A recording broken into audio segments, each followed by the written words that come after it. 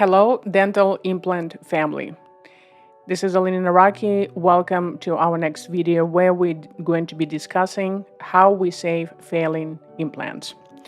Sometimes when we extract the teeth and then implant either immediately or delayed, sometimes we have a bodily complication that is unpredictable. Sometimes it just happens due to the body reaction.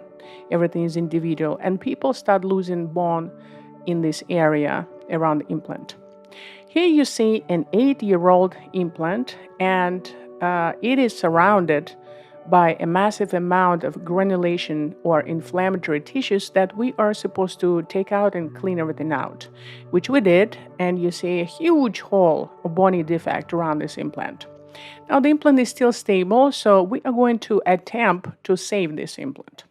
How are we going to do it? We're going to draw the patient's blood. We're going to mix it with cadaver bone to turn it into the sticky bone.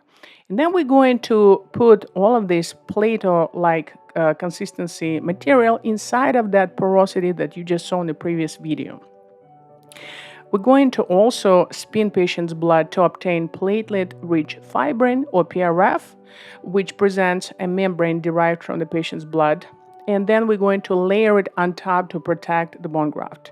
Then we're going to suture everything and observe this patient for 6 months until the bone matures.